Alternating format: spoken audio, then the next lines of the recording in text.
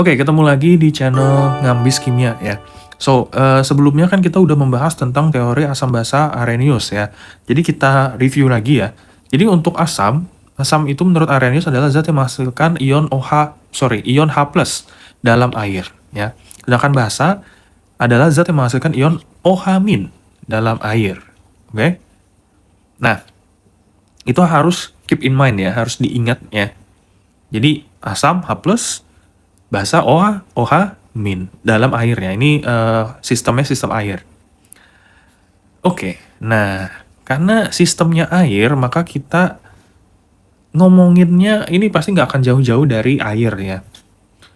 Nah, kalau misalkan kita punya segelas air murni ya, atau H2O. Pada suhu 25 derajat Celcius, ternyata ditemukan di dalam air itu sendiri itu ada H+, ada OH- di dalamnya. Jadi di dalam air murni itu pun dia ada H+ sama ada OH- gitu.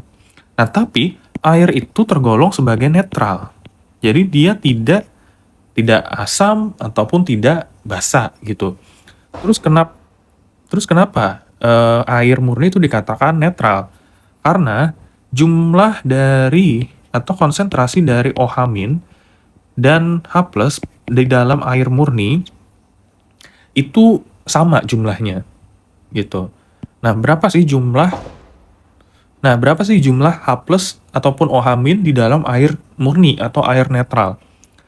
Jadi masing-masing ini jumlahnya atau konsentrasinya itu adalah 1 kali 10 pangkat minus 7 ya. Gitu. Jadi sama jumlahnya di dalam air murni, makanya dikatakan sebagai netral ya. Jadi bukan berarti kalau basa itu nggak ada H+-nya, nggak. Atau sebaliknya, asam itu berarti di dalam larutannya itu tidak ada OH-. Nggak kayak gitu ya. Tapi jatuhnya adalah proporsi gitu. Jadi kalau kita simpulkan dari sini, asam, basa, dan netral. Ini kita balik aja.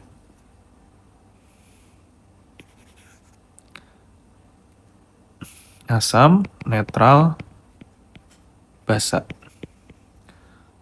Kalau di dalam larutan yang bersifat asam, maka jumlah H+-nya itu banyak kalau dibandingkan sama OH-nya. OH-nya lebih dikit. Nah, kalau dalam netral, itu berarti H+ sama konsentrasi OH- itu sama ya jumlahnya. Nah, sebaliknya kalau dalam larutan yang basa, berarti jumlah H+-nya itu jauh lebih kecil dibandingkan jumlah OH- di dalam larutannya, gitu ya. Nah, kita kembali ke air murni tadi yang mengandung OH- sama H+ ya. Datangnya dari mana H+ sama OH- ini? Jadi datangnya OH- sama H+ ini ternyata dari reaksi autoionisasi air ya. Jadi kan air itu H2O ya. Nah, ternyata dia itu bisa mengalami autoionisasi atau ionisasi sendiri ya. Menjadi apa? Menjadi H+ dan menjadi OH-. Jadi pecah gitu. Satu molekul air itu pecah jadi H+ sama OH-. Tapi jumlahnya tidak banyak ya. Jadi dari sekian populasi itu cuma sepersekian persen doang yang mengalami autoionisasi ini gitu. Nah, masing-masing ini dia konsentrasinya adalah 1 kali 10 pangkat minus 7. Jadi H+-nya 1 kali 10 pangkat minus 7, OH-nya juga 1 kali 10 pangkat minus 7 molar ya. Seperti itu. Nah, kalau kita hubungkan dengan materi sebelumnya di bab sebelumnya yaitu tentang kesetimbangan, maka kita bisa ngelihat bahwa sebenarnya reaksi autoionisasi air ini, itu tuh reaksi kesetimbangan kan. Berarti dari sini kita bisa menentukan nilai tetapan kesetimbangannya, benar? Nah, tetapan kesetimbangan dari autoionisasi air ini disebut sebagai KW ya. Tetapan kesetimbangan autoionisasi air itu kita sebut sebagai atau kita lambangkan sebagai KW ya, W untuk water.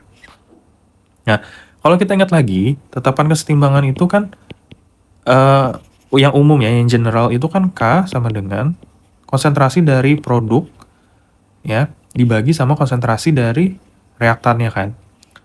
Nah, berarti KW gimana dong? KW sama dengan tadi kan reaksinya ini ya. Reaksinya ini. Berarti produknya itu ada apa aja? H plus sama OH-, ya benar. Jadi KW itu sama dengan konsentrasi dari H plus dikali konsentrasi dari OH- gitu. Perlu dibagi sama H2O nggak kira-kira? Nggak ya, karena H2O itu kan liquid ya.